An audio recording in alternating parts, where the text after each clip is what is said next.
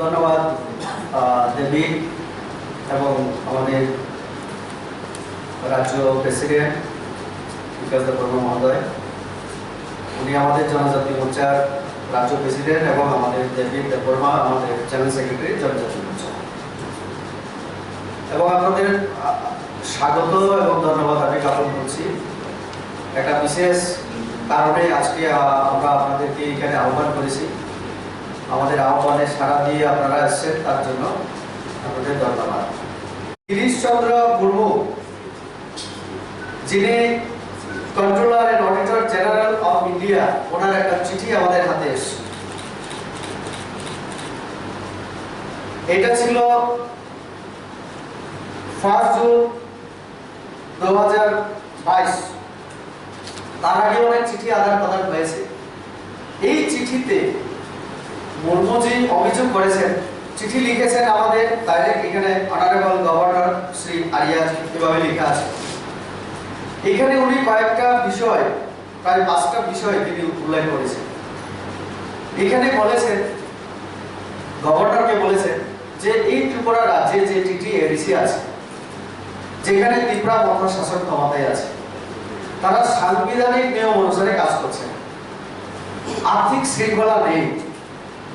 পরিষ্কার এখানে লেখা আছে যে যেভাবে কেন্দ্র এবং রাজ্য সরকারের বিভিন্ন স্কিমের মাধ্যমে টাকা দেওয়া হয়, সেইগুলি ইউটিলাইজেশন সার্টিফিকেট, তার হিসাব রাখা, হিসাব দেওয়া ইত্যাদি নিয়মে আছে, কিন্তু এই কিছুই তারা করেনি। তার জন্য কন্ট্রোলার এন্ড অডিটর জেনারেল উনি গভর্নরকে চিঠি লিখে বলেছেন পদক্ষেপ নেওয়ার জন্য। তার পরিপ্রেক্ষিতে আমাদের গভর্নরের ডেপুটি সেক্রেটারি, তিনি আমাদের chief secretary governor of Tripura, ওনাকেও চিঠি দিয়েছেন। চিফ সেক্রেটারি আমাদের গভর্নর অফ ত্রিপুরা টিটিএডিসির যিনি সিইও, চিফ এক্সিকিউটিভ অফিসারকে চিঠি লিখেছেন, সেটা সবটাই কপি আছে, কখন কিভাবে। কিন্তু আজকে 1.5 বছর হয়ে যাওয়ার পরেও টিটিএডিসি এই ব্যবস্থা দিচ্ছে না, অডিট হচ্ছে না, হিসাব তারা রাখছে না কোথাও। তার এরকম প্রচুর আমাদের কাছে তথ্য চলে এসেছে। 2018 আমাদের সরকার আসার পরে এডিসি কে বিভিন্ন দিক থেকে সাহায্য এবং সহযোগিতা করার জন্য আমাদের রাজ্য সরকার পদক্ষেপ গ্রহণ করেছে। মাঝখানে আমরা 15 ফাইন্যান্স কমিশনের মাধ্যমে টিটিএডিসির যে ভিলেজ কাউন্সিলগুলিকে আর্থিকভাবে আরো স্বয়ংসম্পূর্ণ করার জন্য সিদ্ধান্ত গ্রহণ করে নীতি আয়োগের মাধ্যমে 15 ফাইন্যান্স কমিশন থেকে টাকা দেওয়ার ব্যবস্থা করা হয়েছে। ইতিমধ্যে 170 কোটি টাকা, যেটা কেন্দ্র এবং রাজ্য সরকারের বিভিন্ন যে প্রকল্প রূপায়ণের জন্য দেওয়া হয়েছিল, তার অডিট তারা করতে পারেনি। এই চিঠিতে সবটাই বলা আছে। এবং তার উদাহরণ আমি যদি দেই, তাহলে আমরা দেখেছি 1 কোটি প্রায় 14 লক্ষ টাকা ইতিমধ্যে যারা এক্সিকিউটিভ মেম্বার, আপনারা জানেন আমাদের কতজি একবার বলেছিলেন আমরা বিএনপি কালচার পছন্দ করি না, সিকিউরিটি আমাদের দরকার নেই, পুলিশের দরকার নেই। কিছু কিছু এক্সিকিউটিভ মেম্বাররা তারা স্বেচ্ছায় নিরাপত্তা রক্ষী ছেড়ে দিয়েছিলেন। সেই দিন সোশ্যাল মিডিয়াতে কি নাটক হয়েছিল আমরা সবাই জানি। আজকে আমার প্রশ্ন, তাহলে এই কোটি কোটি টাকা পুলিশকে রাখার জন্য, ব্যারাক বানানোর জন্য, দেহরক্ষীদের রাখার জন্য, দালানবাড়ি করার জন্য 12 লক্ষ 13 লক্ষ, সবটা হিসাব আছে, টাকা তুলে নিয়ে নিজেরা দালানবাড়ি করছে। যেখানে সাধারণ মানুষের কিছু হচ্ছে না, যেখানে তাদের বিএনপি কালচারের দরকার নেই, তাহলে পুলিশকে রাখার জন্য পুলিশের নাম করে, আপনারা ইতিমধ্যেই জানেন, আপনাদের মিডিয়ার মাধ্যমেও আমরা দেখেছি, পূর্ণচন্দ্র বাবু যিনি চিফ এক্সিকিউটিভ মেম্বার, ওনার নামে প্রথম অভিযোগ আমরা শুনেছি। তারপরে এখন যেভাবে বেরিয়ে আসে কিছু করতে সাপ, প্রত্যেক ইএম এবং ইভেন তাদের যে জোনালের চেয়ারম্যানরা এরকম টাকা তুলে নিয়ে আর্থিক নয়সে তারা জড়িত। তার তদন্ত হওয়া উচিত, হিসাব হওয়া উচিত, জনগণের কাছে সেটা পরিষ্কার হওয়া উচিত। আপনারা দেখুন, আরো একটা উদাহরণ আমি যদি দিই, থামসার কথা বলে আমি ঠিক আছে আমরা সম্প্রদায়ের কথা বাদ দিলাম, জনজাতির মধ্যে 19টা সম্প্রদায় আমরা আছি। 20 জন কিছুদিন আগে যে নার্সের চাকরি নেওয়া হয়েছে, 19টা সম্প্রদায় আছে। ওইখানে যেমন কমন বলেই আছে, তেমনি আমাদের দলিদিয়ান আছে, তেমনি আমাদের বিভিন্ন সম্প্রদায়ের ইয়েরা আছে। কিন্তু আমরা দেখেছি 20 জন যে নার্স শুধু একটা সম্প্রদায় থেকে। এখন গ্রাম অঞ্চলে গেলে আমরা শুনতে পাই এটা নিয়ে থামসা। পাবলিক এখন প্রশ্ন করছে, আমি আপনাদের মাধ্যমে তাদের কাছে আমি প্রশ্ন করতে চাই, একটা সম্প্রদায়কে শুধু দিয়ে দেওয়া হবে, সেখানে পরিষ্কার জনগণের অভিযোগ, যারা পায়নি তাদের অভিযোগ, যারা ইন্টারভিউর জন্য দরখাস্ত দিয়েছিল তারা বলেছে টাকার মাধ্যমে সেটা দেওয়া হয়েছে।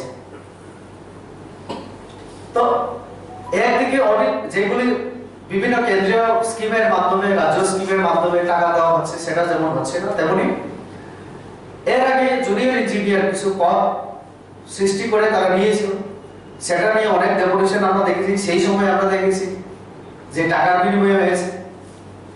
এরপরে আরেকটা খুম্পুই যে একাডেমি, ইভেন সেখানে ভর্তির জন্য 20 থেকে 30,000 টাকা ক্লাস 1 ভর্তির জন্য টাকা নেওয়া হয়। এটা আমার কথা না, আমরা মিডিয়ার মাধ্যমে দেখেছি অনেক মহিলা কাটাকাটি করেছে সেখানে গিয়ে। অর্থাৎ আমার চিফ এক্সিকিউটিভ অফিস থেকে শুরু করে, মেম্বারের অফিস থেকে শুরু করে একদম সাব জোনাল অবধি তাদের সব জায়গায় কারাপশন হচ্ছে, হিসাব নেই, সরকারি কোনো হিসাব নেই। তো একটা স্বচ্ছ প্রশাসন দেওয়ার কথা বলে যেখানে আমাদের এডিসি এলাকায় নানান ধরনের সমস্যা আমরা দেখছি, পানীয় জল, রাস্তাঘাট, স্বাস্থ্য পরিষেবা, বিদ্যুতের পরিষেবা, তারা সেই জায়গায় কাজ না করে, মনোযোগ না দিয়ে নিজেরা ইনকামে তারা ব্যস্ত। আমরা দেখেছি যে টিটি এডিসি যতগুলি জোনাল এবং সাব জোনাল আছে, সেখানে কিছুদিন আগে আমাদের ত্রিপুরা সরকারের পক্ষ থেকেও অডিট করানোর জন্য বারবার চাপ দেওয়া হয়েছে, কিন্তু আজ পর্যন্ত তারা, আমাদের কাছে যতটুকু খবর এই পর্যন্ত 8টা জায়গায় তারা অডিট করিয়েছে, অথচ সাব জোনালে আমাদের প্রায় 43টা জায়গায় আছে। আপনারা জানেন আমাদের টিটি এডিসিতে আমাদের ত্রিপুরা মথার এডিসি ইলেকশনে জয়লাভের পরে তাদের প্রশাসন চলছে। তাদের দলের কথা এবং তাদের দলের সুপ্রিমো দলজি অনেক কিছু প্রতিশ্রুতি দিয়েছেন, যেটা বামফ্রন্ট সরকারের 20-25 বছরের যে অপশাসন তার বিরুদ্ধেও কথা বলেছে। ত্রিপুরা রাজ্যের মানুষ, বিশেষ করে টিটি এডিসির সাধারণ মানুষ যারা, তারা ভেবেছিলেন হয়তো এবারে টিটি এডিসির মানুষের সুদিন আসবে। বলেছিলেন গুড গভর্নেন্সের কথা, প্রসাদের কথা, এবং নির্বাচন ফলাফল 10 তারিখের পরে 11 তারিখে গ্রেটার ত্রিপুরাল্যান্ড,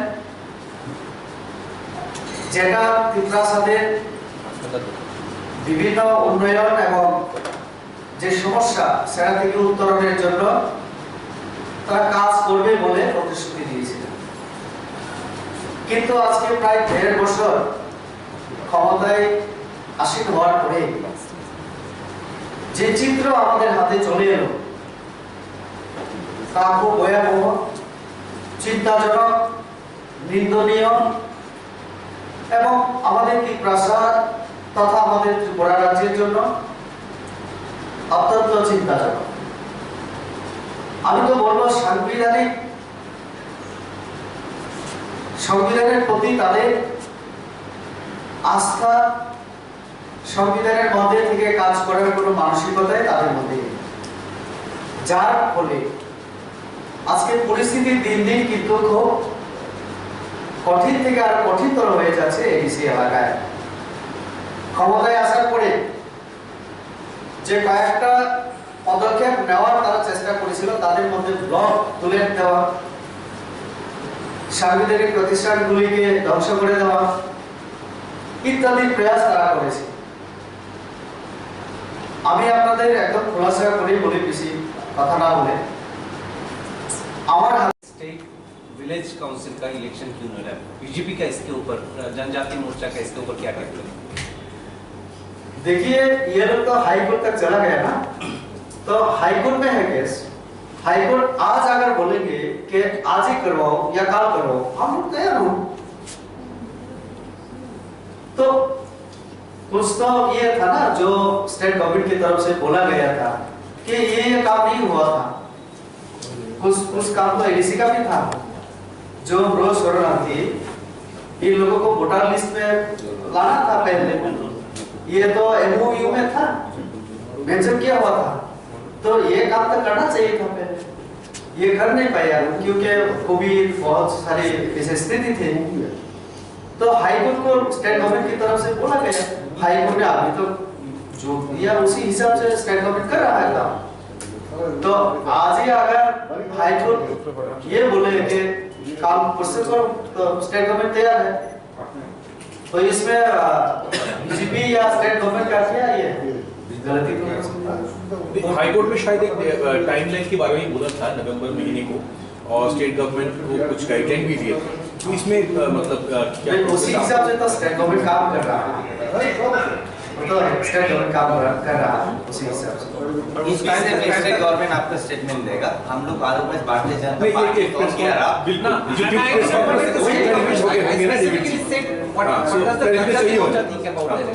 नहीं वही जनजाति मोर्चा का सोच वही है। अगर इलेक्शन कमीशन को ये डायरेक्शन दिया जाता है कि काम करो, प्रोसेस करो, हम लोग तैयार, पार्टी तैयार है, जनजाति मोर्चा तैयार, बस। पर आप डिमांड भी करते हैं इलेक्शन हो ठीक टाइम पे? इलेक्शन तो इलेक्शन कमीशन वो देखते हैं, तो 5 साल बाद तो होना चाहिए, लेकिन ये क्यों हो नहीं पाया, क्यों कर नहीं पाया, ये तो इलेक्शन कमीशन बोलेगा ना। आपकी तरफ से डिमांड मेरा राय भी हुई है, डेमोक्रेसी में 5 साल के लिए चुना जाता है, तो किसी सरकार या किसी व्यक्ति 5 साल के बाद तो वो फिर इलेक्शन में जाना चाहिए, लेकिन स्थिति की वजह से कर नहीं पाया, वो तो ठीक है, वो इलेक्शन कमीशन और स्टेट गवर्नमेंट और अभी हाई कोर्ट देगा। आप लोगों का डिमांड क्या है? इलेक्शन हो तैयार है जनजाति मोर्चा, तैयार तो अलग बात है, डिमांड करते हैं क्या आप लोग? डिमांड करने से क्या होगा, अभी तो हाई कोर्ट में है, डिमांड तो वो लोग भी कर रहा है before the honorable high court, all right? No, demand तो वो लोग भी कर रहा है ना, डिमांड वही हम लोग करे या ये लोग, डिमांड तो गया ना, तो डिमांड गया, हाई कोर्ट देख रहा है, तो बस जो भी होगा हम लोग देख जाते हैं।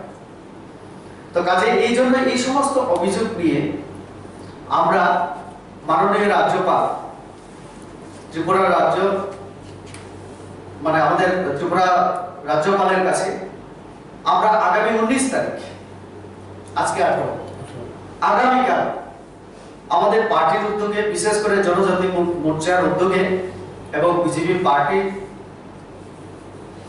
উদ্যোগে, প্রদেশের সহায়তায় আমরা আমাদের প্রত্যেক 7 জোনালে সাধারণ মানুষ, আমাদের কর্মীরা, আমরা রাজ্যপালের উদ্দেশ্যে আমরা মেমোরেন্ডাম আমরা সাবমিট করব।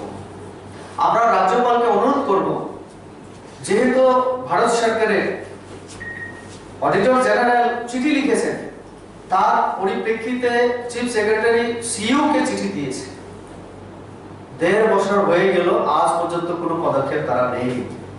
তো আমরা জানি একমাত্র রাজ্যপালের ব্যক্তি যিনি টিটি এডিসি ব্যাপারে হস্তক্ষেপ করতে পারেন, কারণ ওনার এই ক্ষমতা আছে। এই যে আর্থিক নৈশয় হচ্ছে, যেগুলি টাকা দেওয়া হচ্ছে কেন্দ্র এবং রাজ্য সরকারের পক্ষ থেকে, যেটা জনগণের উন্নয়নের জন্য আমাদের কেন্দ্র রাজ্য সরকার দিয়েছিল, তার হিসাব হোক, অডিট হোক, জনসম্মুখে আনা হোক, কোথায় কি হয়েছে আমরা জানতে চাই, পাবলিক জানতে চাই।